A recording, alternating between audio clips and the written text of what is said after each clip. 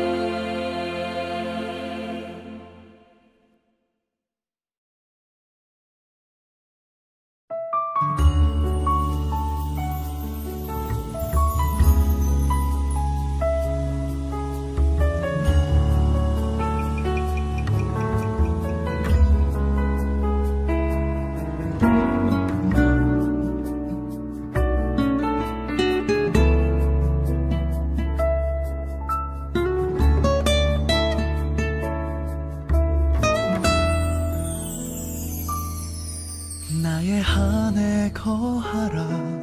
나는 내 하나님이니 모든 환난 가운데 너를 지키는 자라. 두려워하지 말라. 내가 널 도와주리니 놀라지 말라.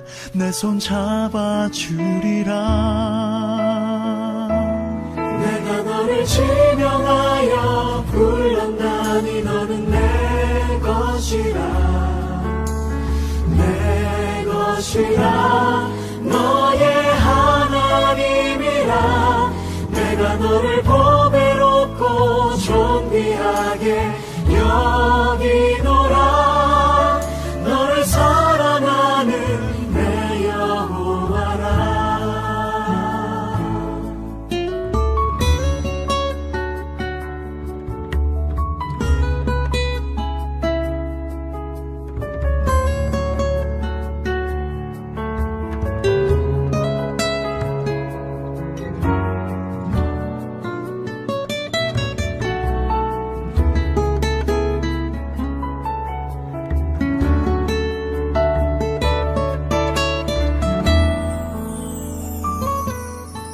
나의 안에 거하라.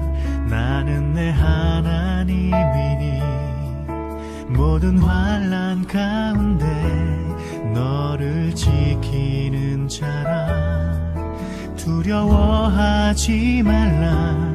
내가 널 도와주리니 놀라지 말라. 내 손 잡아주리라. 내가 너를 지명하여 불렀나니 너는 내 것이라. 내 것이라.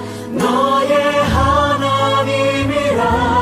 내가 너를 보배롭고 존귀하게 여기노라.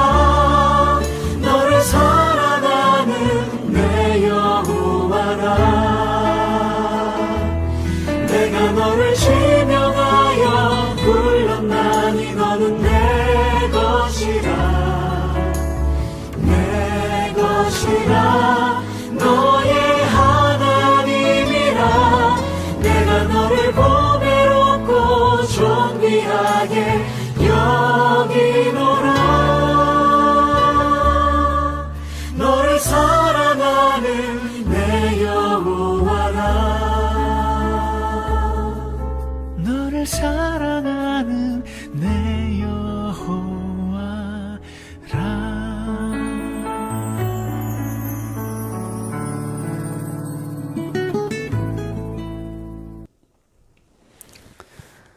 만군의 여호와여, 주의 장막이 어찌 그리 사랑스러운지요. 내 영혼이 여호와의 궁정을 사모하여 새약함이여 내 마음과 육체가 살아계시는 하나님께 부르짖나이다. 나의 왕 나의 하나님 만군의 여호와여, 주의 제단에 참새도 제 집을 얻고 제비도 새끼들 보금자리를 얻었나이다. 주의 집에 사는 자들은 복이 있나니 그들이 항상 주를 찬송하리이다. 크신 사랑으로 우리 인생을 풍요롭게 만드시는 하나님, 부끄러운 우리 인생들을 하나님의 거룩한 자녀로 불러주시고 생명의 말씀을 사모하는 말씀을 주시고 예배를 통하여 하나님의 뜻과 섭리를 깨닫는 자리로 우리를 불러주셔서 감사드립니다. 은혜가 풍성하신 하나님, 많은 아픔과 슬픈 사연들, 그리고 혼자서는 감당할 수 없는 인생의 무거운 짐을 지고 살아가는 우리들을 긍휼히 여겨주시고 하나님의 크신 은혜로 인생의 고난 속에 숨겨진 하나님의 섭리를 깨닫게 하여 주시옵소서. 우리의 마음에 용기를 주셔서 믿음으로 승리하는 복된 인생이 되게 하여 주시옵소서. 지금 이 시간 우리가 드리는 이 예배가 하나님께는 영광과 기쁨이 되며 우리에게는 구원의 감격과 기쁨을 회복하는 거룩한 예배가 되게 하여 주시옵소서. 이제 사도신경으로 우리의 신앙을 하나님 앞에 고백하겠습니다. 전능하사 천지를 만드신 하나님 아버지를 내가 믿사오며 그 외아들 우리 주 예수 그리스도를 믿사오니 이는 성령으로 잉태하사 동정녀 마리아에게 나시고 본디오 빌라도에게 고난을 받으사 십자가에 못 박혀 죽으시고 장사한 지 사흘 만에 죽은 자 가운데서 다시 살아나시며 하늘에 오르사 전능하신 하나님 우편에 앉아 계시다가 저리로서 산자와 죽은 자를 심판하러 오시리라. 성령을 믿사오며 거룩한 공예와 성도가 서로 교통하는 것과 죄를 사하여 주시는 것과 몸이 다시 사는 것과 영원히 사는 것을 믿사옵나이다. 아멘.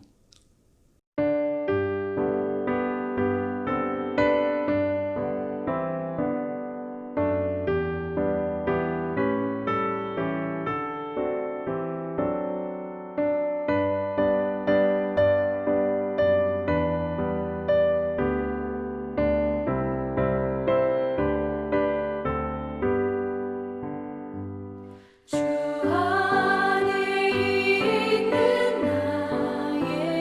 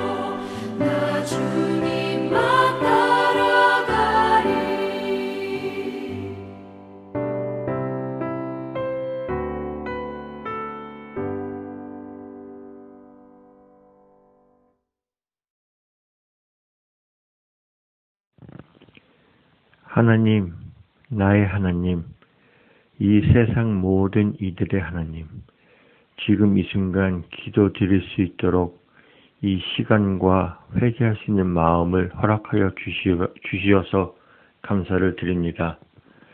십자가에 달리셔서 바라보셨던 우리들의 그 더럽고도 추한 모습조차도 사랑하심으로 받은 그 축복과 크신 사랑에 그저 눈물만 흘릴 뿐입니다. 얼마나 마음이 상하시고 아프셨을까 생각하지만 어찌 갚을 길 없는 그 크신 은혜에 오직 하나님만이 살아계신 나의 주님이시며 오직 하나님만이 내 평생을 다하여서 사랑하겠습니다 라고 주님께 고백합니다. 이 마음이, 이 고백이 변하지 않도록 믿음으로 지켜주시옵소서. 하나님, 코로나라는 이상한 바이러스 때문에 많은 이들이 죽어가며 고통 속에서 살아가고 있습니다.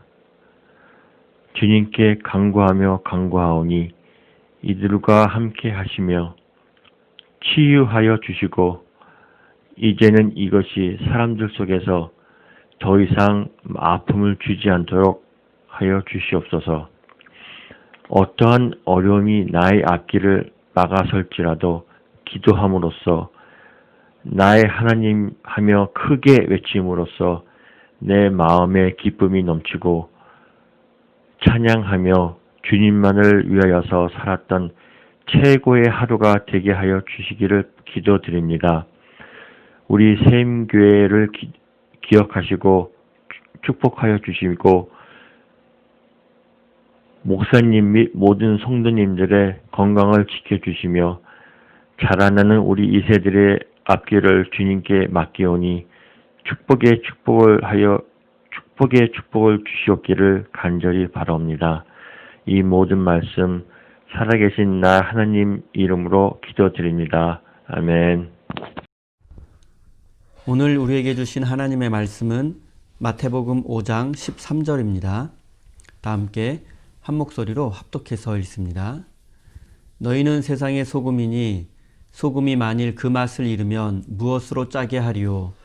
후에는 아무 쓸데없어 다만 밖에 버려져 사람들에게 밟힐 뿐이니라. 아멘. 하나님께서 이 말씀을 통하여 우리에게 은혜 주시기를 원합니다.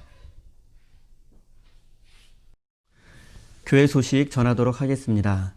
사랑하는 우리 성도 여러분들 건강히 잘 지내고 계시죠? 계절이 바뀌면서 아침 저녁으로 많이 쌀쌀해졌습니다. 여러분 더욱 건강 잘 챙기시기 바랍니다. 9월 한 달은 온라인 예배 드립니다. 10월 예배는 추후 공지하도록 하겠습니다.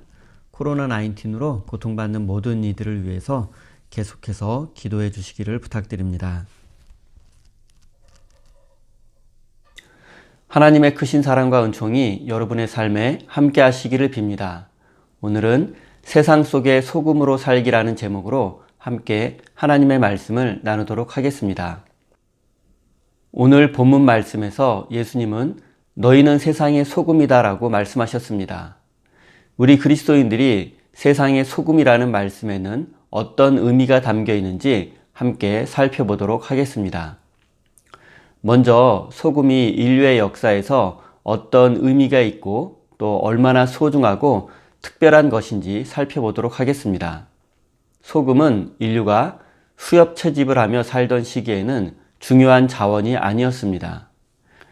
동물 고기에 기본적인 염분이 포함되어 있어서 육식을 하던 시기에는 소금을 따로 섭취할 필요가 없었습니다.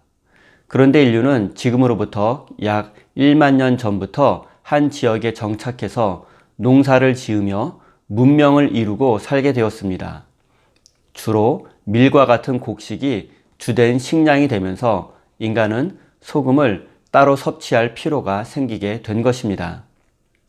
고대 근동 지역의 팔레스타인 지역에서는 지중해 바닷가 옆에 위치한 페니키아라는 지역이 있었습니다. 이 페니키아 사람들은 이집트에서 소금을 수입해서 다시 오늘날 유럽 지역으로 되파는 중개 무역으로 큰 돈을 벌고 번영을 누렸습니다. 고대 로마가 제국으로 성장하기 이전에 이탈리아 반도의 작은 도시 국가로 있을 때 로마 인근에 있는 오스티아라는 지역에 커다란 소금 공장을 만들게 되었습니다. 그리고 이 소금은 전 유럽으로 판매되었습니다. 초기 로마의 도로는 대부분 소금을 판매하고 수출하기 위해서 만들어진 것이었습니다. 그리고 로마는 이 소금을 통해서 많은 돈을 벌게 되었고 제국의 기초를 닦을 수 있었습니다. 초기 로마 시대에는 소금이 화폐의 역할도 했습니다. 공무원이나 군인들의 월급을 소금으로 주던 시절이 있었습니다. 그리고 소금으로 받던 월급을 살라리움이라고 불렀습니다. 오랜 시간이 흐른 뒤에도 로마 제국은 군인이나 공무원들에게 주는 월급을 계속해서 살라리움이라고 불렀습니다. 라틴어로 소금을 의미하는 단어가 살입니다. 월급을 의미하는 셀러리, 월급 생활자를 의미하는 셀러리맨은 모두 소금에서 유래한 단어들입니다. 인류에게 소금은 없어서는 안 될 소중한 자원이었고 이 소금으로 인해서 나라의 흥망성쇠가 결정되기도 했으며 소금 때문에 많은 전쟁이 일어나기도 했습니다. 또한 예수님 당시의 이스라엘 백성들에게도 소금은 매우 소중하고 특별한 것이었습니다. 예수님은 제자들에게 너희는 세상의 소금이다 라고 말씀하셨습니다. 너희가 세상의 소금이 되면 좋겠다든지 세상의 소금이 될 것이다, 소금이 될 수 있다, 소금이 되어야 한다가 아니라 너희는 이미 세상의 소금이라고 말씀하십니다. 도대체 소금이 당시 사람들에게 어떤 의미를 가지고 있기에 예수님께서 제자들에게 너희는 세상의 소금이라고 말씀하셨는지 그 배경을 살펴보도록 하겠습니다. 소금의 가장 중요한 역할과 기능이 두 가지가 있습니다.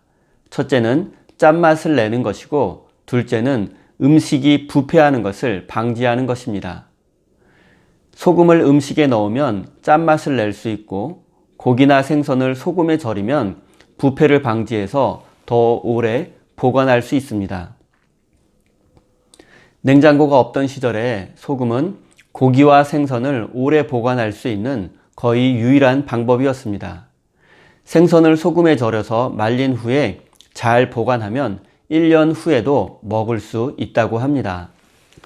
예수님께서 너희는 세상의 소금이다 라고 말씀하셨을 때 이 말씀을 직접 들었던 사람들은 예수님의 제자들과 갈릴리 사람들이었습니다.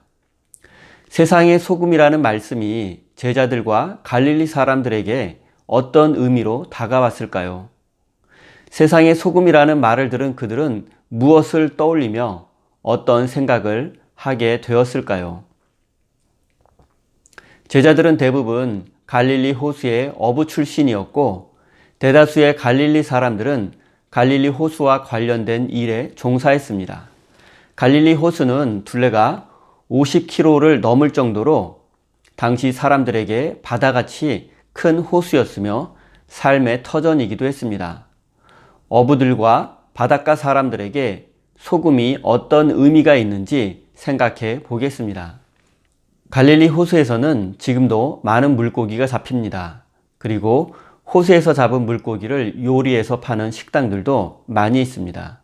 그리고 예수님 당시에도 갈릴리 호수는 고기가 많이 잡히는 곳으로 유명했고 고기를 잡아 생계를 유지하는 어부들도 많이 있었습니다. 갈릴리 호수에는 많은 물고기가 잡혔습니다. 하지만 이 물고기들은 갈릴리 지역에서 소비되고도 많은 양이 남았습니다. 사실 갈릴리 지역은 예루살렘에 비하면 경제적으로 낙후된 지역이었기 때문에 고기를 사 먹을 수 있는 사람들이 많지는 않았습니다. 그래서 갈릴리 사람들은 호수에서 잡은 고기를 예루살렘에 내다 팔기 시작했습니다. 그리고 예루살렘의 유대인들도 갈릴리 지역의 생선을 매우 좋아했습니다. 왜냐하면 당시 이스라엘에서는 갈릴리 지역을 제외하고는 주로 이방인들이 어업에 종사하고 있었기 때문입니다. 그리고 예루살렘의 유대인들은 이방인들이 잡아서 파는 생선을 먹고 싶어 하지 않았습니다. 그래서 자연스럽게 갈릴리 지역의 유대인들이 잡아서 파는 생선을 구매해서 먹게 된 것입니다. 그런데 갈릴리의 생선을 예루살렘에 파는 것은 쉬운 일이 아니었습니다. 왜냐하면 갈릴리에서 예루살렘으로 가는데 보통 일주일 정도가 걸렸기 때문입니다. 이 일주일 동안 생선이 부패하고 썩어버릴 수 있기 때문입니다. 그래서 갈릴리 사람들은 생선을 소금에 절여서 말리는 염장법을 개발했습니다. 이렇게 하면 오랜 기간 동안 보관할 수 있기 때문입니다. 그리고 더 비싸게 팔 수도 있습니다. 이로 인해서 갈릴리 지역에서는 물고기 염장법이 발달하게 되었습니다. 당시 갈릴리 지역에서 남자들은 어부가 되어서 호수에 나가 고기를 잡았고, 여자들은 남자들이 잡은 물고기를 손질하고 소금에 절이는 일을 했습니다. 요즘 말로 하면 남편과 아내가 맞벌이를 한 것이고, 생선을 소금에 절이는 간의 수공업이 발달하게 된 것입니다. 성경에 등장하는 막달라 마리아에 대해서 한 번쯤은 들어보셨을 것입니다.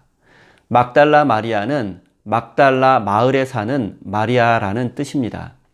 그리고 이 막달라 마을은 예수님 당시에 갈릴리 지역에서 염장업이 가장 발달한 마을이었고, 염장업으로 많은 돈을 벌어서 부유한 마을로 소문난 곳이기도 했습니다.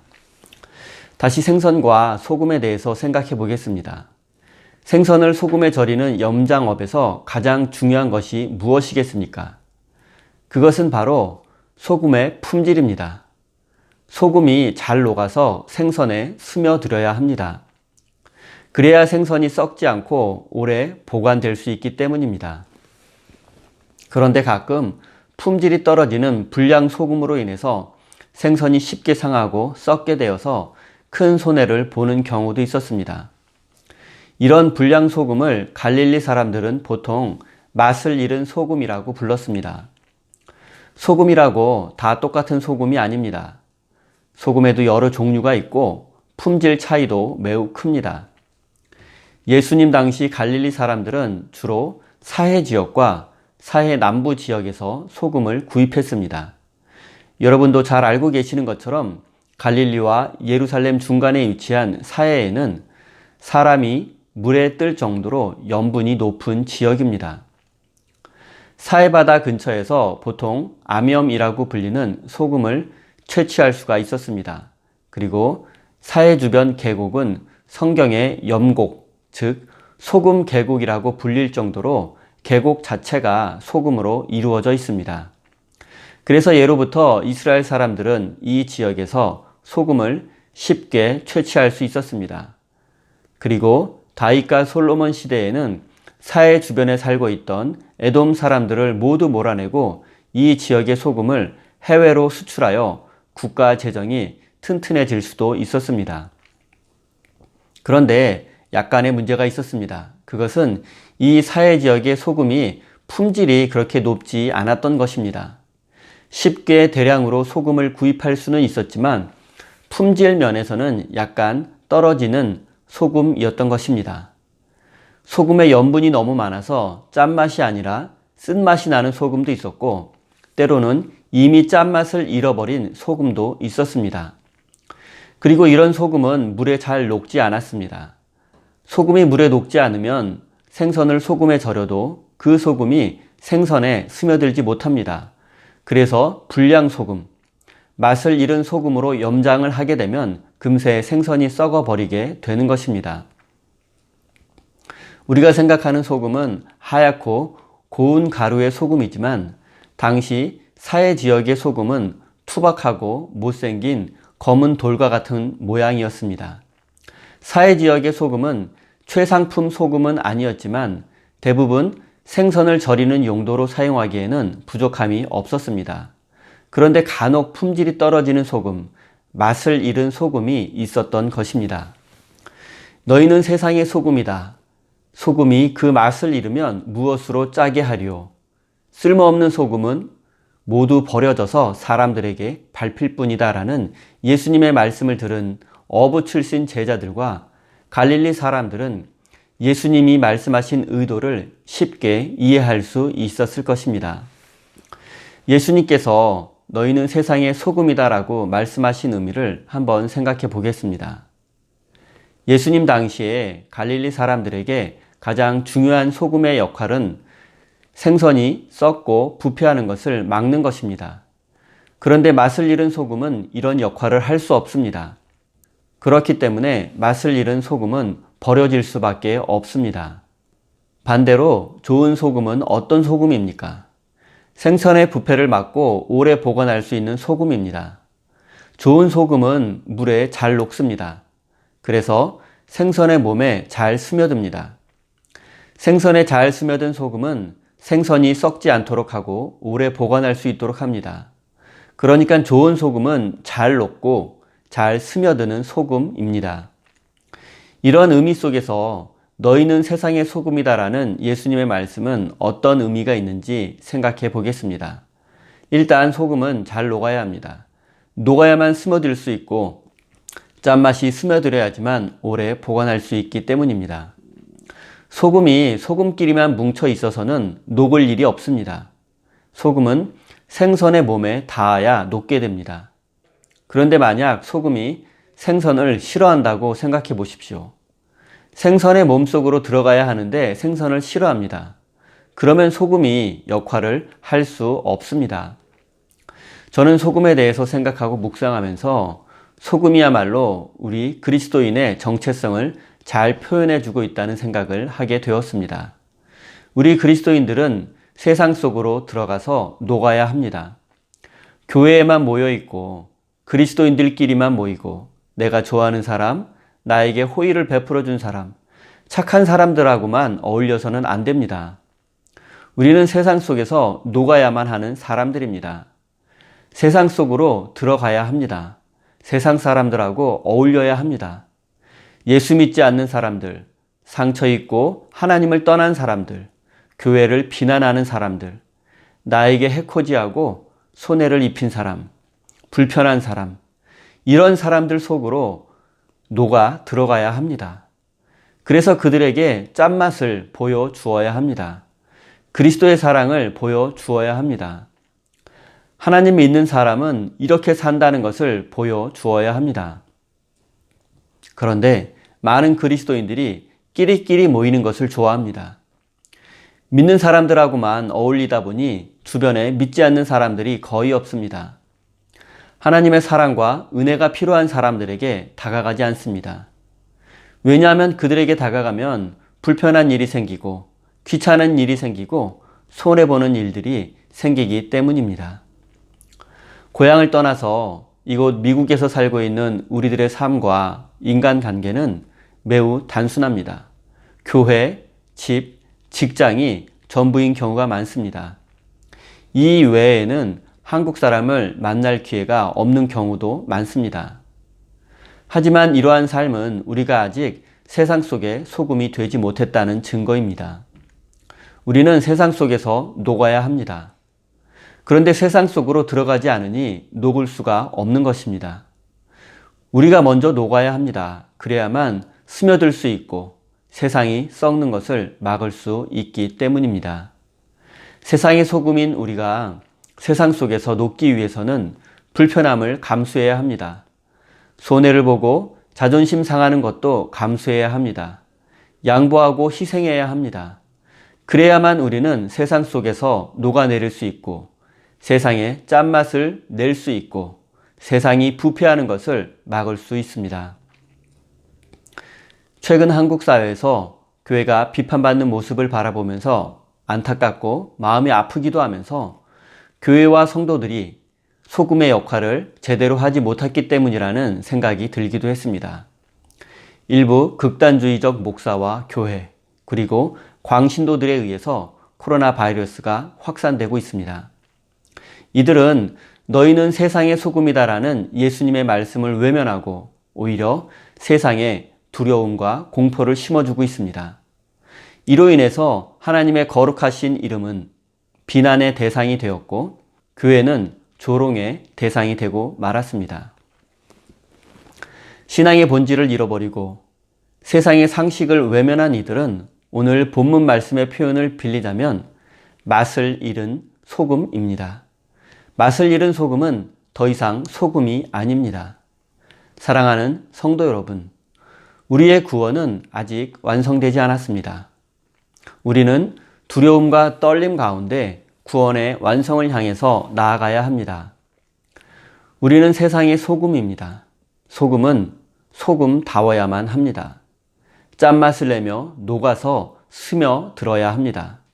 그래야만 세상을 구원하시려는 하나님의 도구가 될 수 있고 하나님께 쓰임받는 사람이 될 수 있습니다. 세상을 바라보면 맛을 잃은 소금처럼 보이는 사람들이 많이 있습니다. 이들을 바라보면 안타깝기도 하고 화가 나서 때로는 비난할 때도 있습니다. 하지만 지금 우리가 집중해야 할 일은 따로 있습니다. 그것은 나는 과연 소금다운 소금인가? 나는 짠맛을 내는 소금인가? 나는 세상 속에 녹아서 스며들고 있는 중인가? 맛을 잃은 소금을 비난하고 책망하기에 앞서서 나는 과연 세상 속에서 소금으로 살고 있는가를 되돌아 보시기를 바랍니다. 사랑하는 성도 여러분, 부패하고 썩은 것에는 악취가 나기 마련입니다. 그리고 교회와 그리스도인들이 썩으면 더 심한 악취가 난다는 사실을 잊지 마시기 바랍니다. 저는 소금에 대해서 묵상하면서 거룩한 삶이 무엇인가에 대해서 생각해 보게 되었습니다. 혼자 세상과 담을 쌓고 성경을 연구하고 기도하며 영성 훈련에 매진하는 것도 중요하고 귀한 것이지만 그것은 세상 속에서 소금으로 사는 삶은 아닙니다. 참된 거룩함은 세상 속에 들어가서 짠맛을 내는 것입니다. 세상 사람들에게 예수님의 사랑의 맛을 보여주는 것입니다. 세상 속에 녹아 들어가지 않는 사람은 맛을 잃은 소금입니다. 우리는 세상 속에 살면서도 짠맛을 잃지 않고 거룩함을 유지해야 합니다. 참된 거룩함은 세상과 담을 쌓고 사는 것이 아니라 세상 속에서 구별된 삶을 사는 것입니다. 소금의 역할을 하며 사는 것입니다. 세상 속에서 사람들과 어울려 살다 보면 세상 사람처럼 산다는 오해를 받을 수도 있습니다. 그리고 나도 모르게 세상 사람들처럼 변해버릴지도 모른다는 두려움이 있을 수도 있습니다. 하지만 예수님을 생각해 보십시오. 예수님은 세리와 죄인들의 친구가 되어서 세상 속에 사셨지만 그들의 죄에 오염된 것이 아니라 오히려 그들을 변화시키셨고 새로운 생명을 주셨습니다. 사랑하는 성도 여러분, 예수님은 이 세상을 구원하시기 위해 참된 소금으로 이 땅에 오셨습니다. 죄 많은 세상에 오셨고 인간 세상에 녹아 스며들었습니다. 그래서 오직 예수님을 통해서 구원의 문이 활짝 열리게 된 것입니다. 소금이 녹아 스며들어 사라지듯이 참된 소금이 되시는 예수님도 십자가에서 죽음을 당하셨습니다. 하지만 녹아 스며든 소금이 생선의 부패를 막아주듯이 십자가에서 죽으신 예수님은 우리의 죽음을 막으시고 우리에게 영원한 생명을 주셨습니다. 참된 소금 되시는 예수님은 우리의 인생을 만나게 만들어 주십니다. 기쁨과 행복이 넘치는 삶이 되게 해 주십니다. 연약하고 죄 많은 우리 인생이 부패하지 않고 썩지 않도록 하십니다. 우리 삶에 소망을 주시고 우리 삶을 회복시켜 주십니다. 참된 소금 되시는 예수님을 바라보고 그 예수님을 여러분들의 마음속에 모시기를 바랍니다. 사랑하는 우리 세임교회 성도 여러분, 참된 소금 되시는 예수님을 마음속에 모신 사람만이 이 세상 속에서 소금으로서의 삶을 살 수 있습니다. 이제 여러분도 이 세상 속에서 참된 소금의 삶을 살아내시기 바랍니다. 또한 누군가에게 소금이 되어주어 행복을 전해주고 구원의 길을 알려주는 복된 인생이 되시기를 예수님의 이름으로 축원드립니다. 기도하겠습니다. 너희는 세상의 소금이라고 말씀하신 주님, 지금까지 우리의 삶이 과연 세상 속의 소금이었는지 겸허히 되돌아봅니다. 하나님, 지금까지 우리의 삶은 맛을 잃은 소금이었음을 고백합니다. 세상 속에 스며들고 녹아내려서 세상 사람처럼 세상의 방법과 가치관을 따라 살았습니다. 주님, 우리의 연약함을 긍휼히 여겨주시고 예수님처럼 참된 소금이 되어서 이 세상을 구원하시려는 하나님의 도구가 되게 하여 주시옵소서. 우리의 힘과 결단으로는 할 수 없으니 주님, 우리 마음속에 오셔서 감동을 주시고 우리의 마음과 생각을 변화시켜 주시옵소서. 그리하여 우리가 세상 속에서 소금으로 살 수 있도록 이끌어 주시옵소서. 하나님, 지금 이 세상의 많은 교회들과 성도들이 맛을 잃은 소금이 되어서 하나님께서 주신 사명을 감당하지 못하고 있습니다. 이럴 때일수록 사랑 없는 비난과 비판에 열을 올리기보다는 이 세상의 교회와 성도들이 소금의 사명을 깨달을 수 있도록 기도하는 사람이 되게 하여 주시옵소서. 사랑이 많으신 하나님, 사랑하는 주의 백성들이 기쁨과 감사의 마음으로 귀한 예물을 올려드립니다.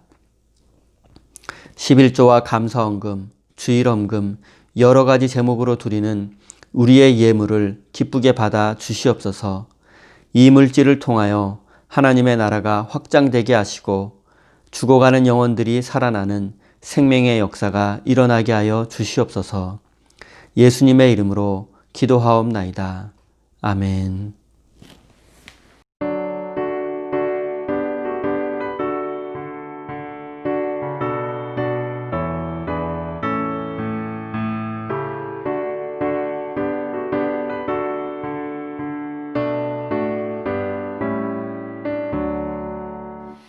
십자가 군면되어서 예수를 따를 때 무서워하는 마음으로 주 모른 채 할까. 나의 주 그리스도 나를 속량했으니 나 십자가를 벗으로 저멸로 관쓰니 무성 높이를 흘리며 큰 싸움하는데 나 어찌 편히 누워서 상받기 바랄까. 나의 주 그리스도 나를 속량했으니 나 십자가를 벗으로 저멸로 관쓰니 이 죄악 많은 세상에 수많은 원수들 날 유혹하고 해치다 내 주만 따르리. 나의 주 그리스도 나를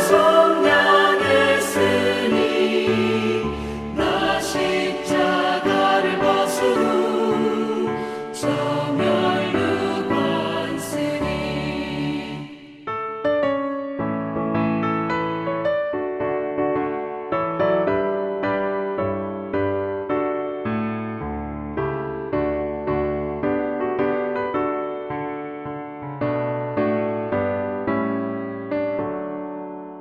나 면류관을 쓰려고 몸 바쳐 싸울 때 주 내게 용기 주시사 이기게 하시네. 나의 주 그리스도 나를 속량했으니 나 십자가를 벗으로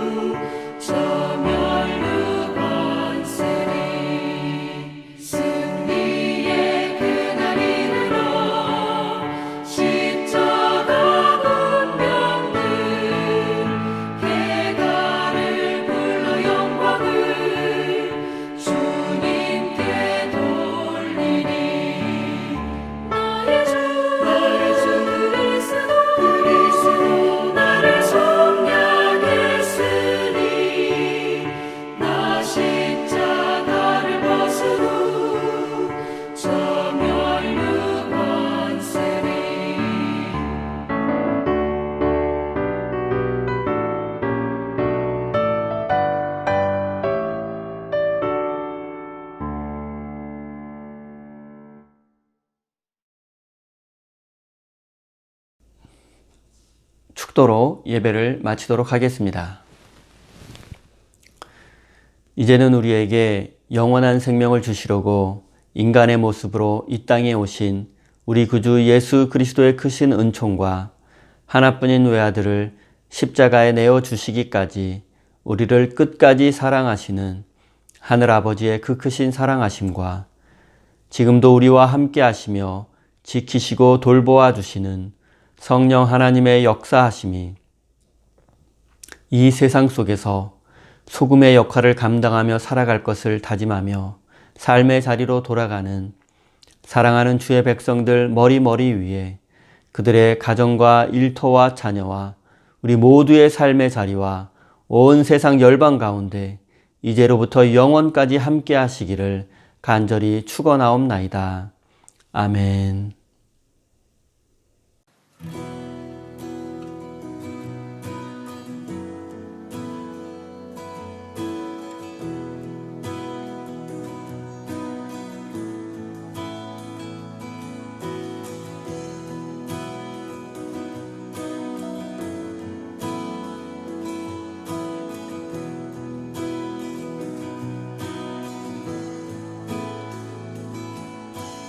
Light of the world, you step down into darkness.